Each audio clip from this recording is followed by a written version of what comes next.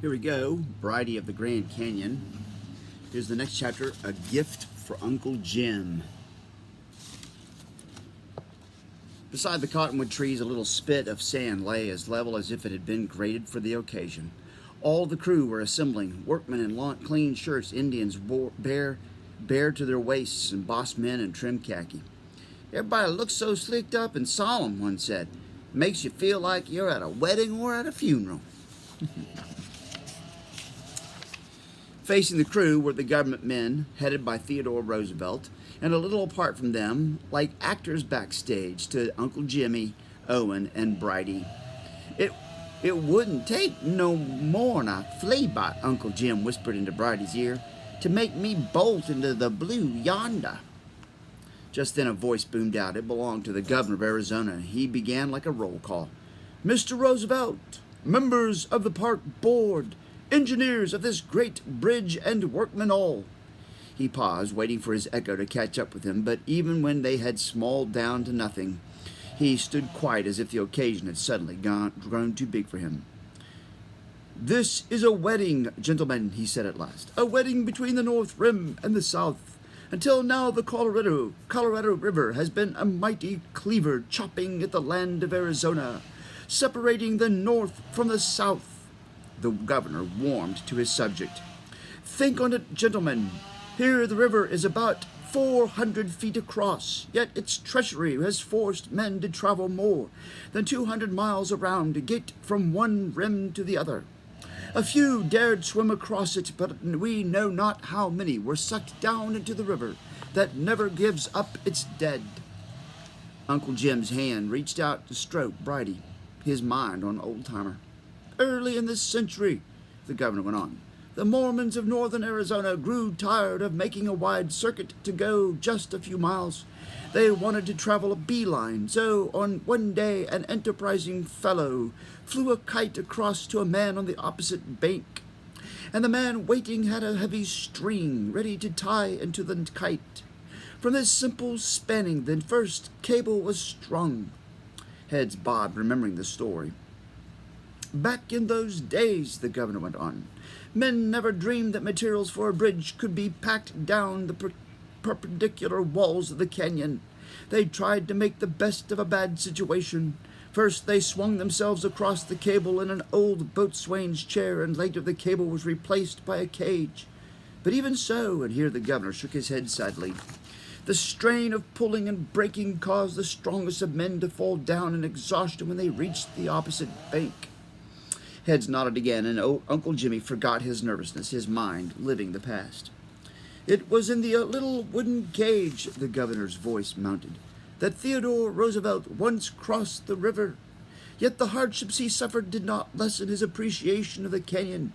It was he, as president, who proclaimed it a national monument." Brighty threw back his head and let out a mighty bray. Meow. No one laughed. It was more like an amen than a jeer. "It is therefore with great pride that we call upon Theodore Roosevelt to dedicate this marvel of engineering, this great new suspension bridge." The governor's last words were drowned out by the clamor of applause and shouting. Here was no place for city hand-clapping. Here was a time and place for roaring like the river itself. Theodore Roosevelt's smile flashed big. He, too, felt high-spirited. He groped in his mind for the right words. There was a waiting look in every eye and ears straining to hear. "Soldiers of peace," he boomed out at last, "you have fought a hard campaign against a mighty opponent. That you have won is evidence not only of a great skill but of a great faith.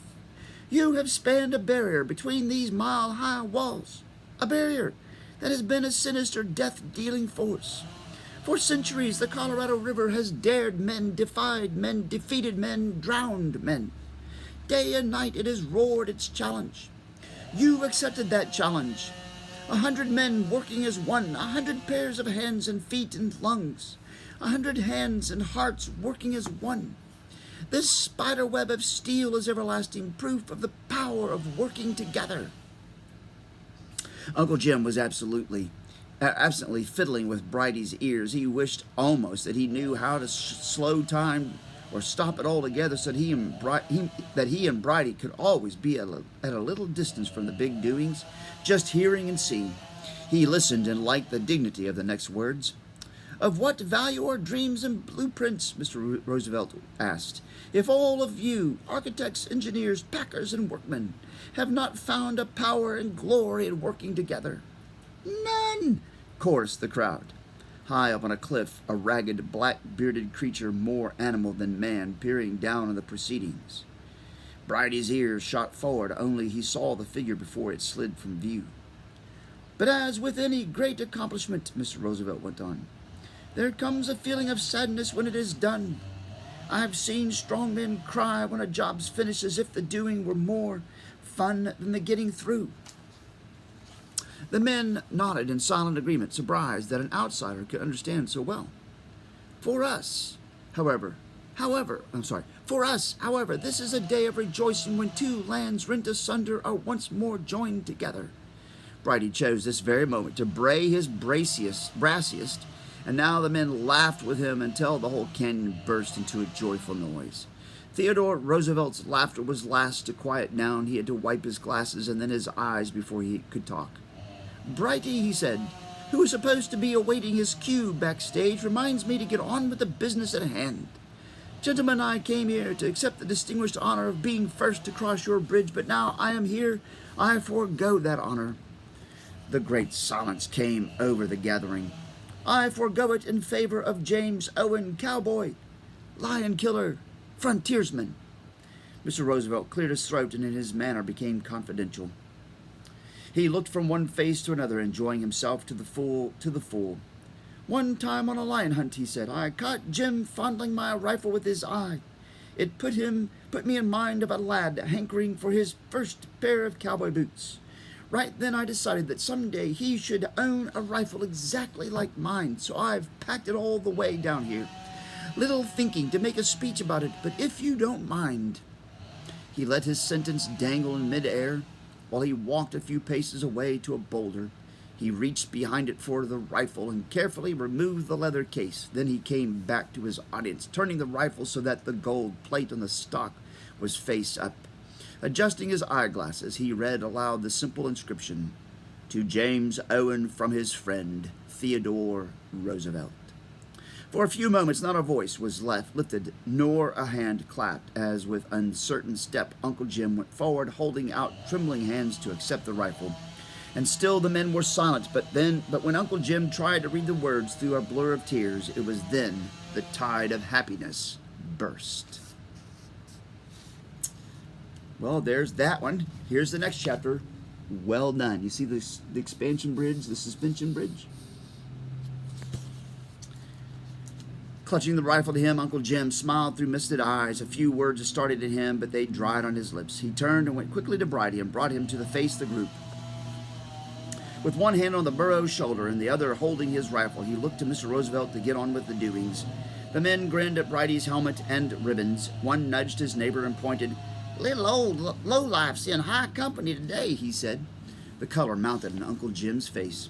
Suddenly he wanted the chance to speak. Mr. Roosevelt understood and nodded. "Low life it is," Uncle Jim exploded. "Who was it Jesus chose to carry him into Jerusalem? Who?"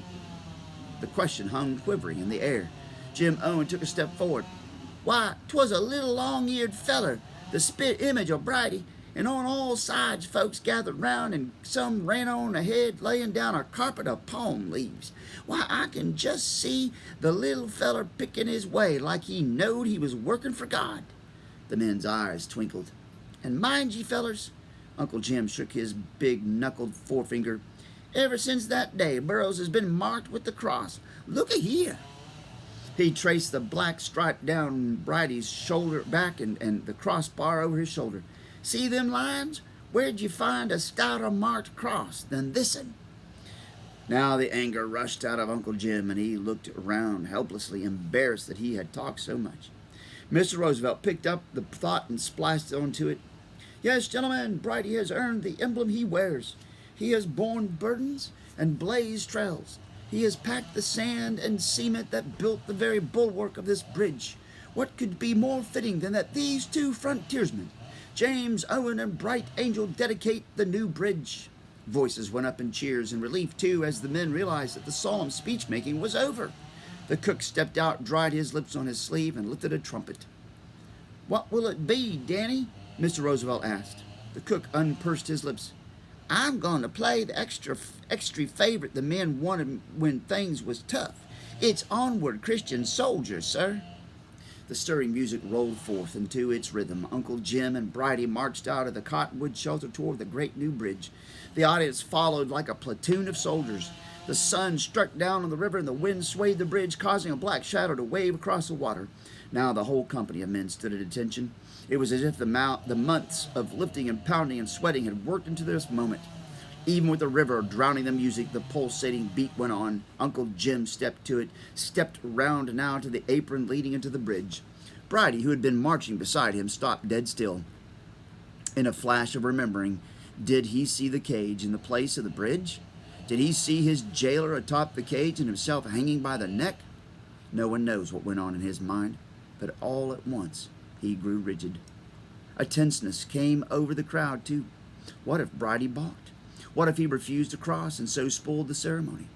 The cook blew with all his lung power, trying to give Brighty courage, and the men nearest him made a wall of their bodies, closing off escape. One cupped his hand to his mouth. "Maybe his stubborn is up," he yelled, reaching for a willow whip. Uncle Jim stopped him with a look. Then he turned his back on the man and faced the swaying bridge. Gingerly he thrust out his foot, easing his weight onto the apron. When it gave a little to his step, he stood quite a long moment, trying to show Brighty how solid it was in spite of the give. Then, without moving his feet, he twisted his body, went bit down, and ran his hand along Brighty's legs as if he had nothing in mind but to examine the scars. Slowly, carefully, he lifted the tiny hoof and placed it on the bridge alongside his own. This was the crucial second. One false move and Brighty would spin and bolt through the wall of men. Scarcely breathing, Uncle Jim pretended to examine the other foreleg. Then slowly he brought it too into the bridge, and with Danny blowing his lungs out, the men straining forward, shouting the words, "Onward, Christian soldiers, marching as to war, with the cross of Jesus going on before." Brighty and Uncle Jim started moving, started teetering across the great long span, one foot forward and then another. They were letting the bridge sway sideways with the wind as it was meant to, and up and down with the weight of their bodies. Now they were halfway across. On and on they went, step by step, like proud soldiers on the homeward stretch. Then at last they touched the apron on the other side. The roar of the voices drowned the river as Uncle Jim lifted the helmet from Brighty's head and gave him a friendly slap of, "Well done." There you go. Bye.